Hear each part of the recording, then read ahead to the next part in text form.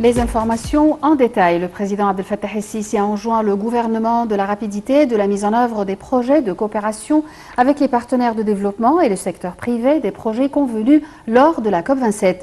Ceci est intervenu lors de la réunion du chef de l'État avec le Premier ministre et la ministre de la Coopération internationale pour examiner les résultats de la COP27 dans la mobilisation du financement du développement des projets nationaux de la transformation verte.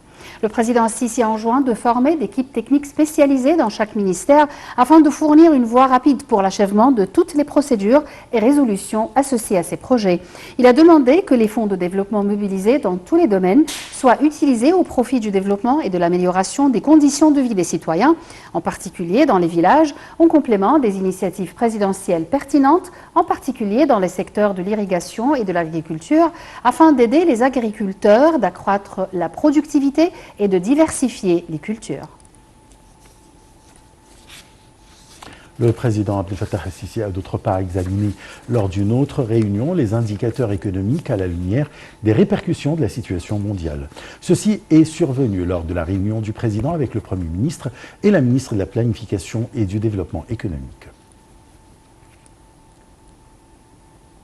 Le ministre des Affaires étrangères Sameh Shoukry a jugé important d'achever la voie constitutionnelle en Libye et de tenir en même temps les élections présidentielles et législatives afin de répondre aux aspirations du peuple libyen.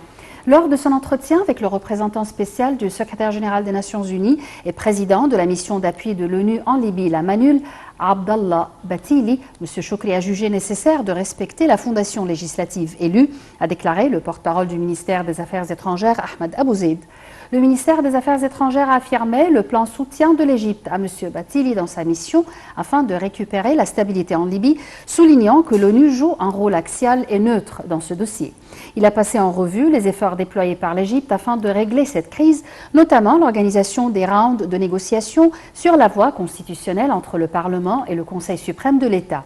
M. Batili a exprimé son désir de coordonner les efforts avec l'Égypte dans la prochaine période afin de soutenir le règlement politique libyen et réaliser la sécurité et la stabilité dans le pays.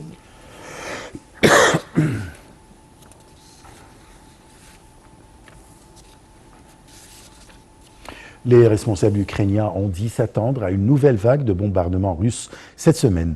Les précédents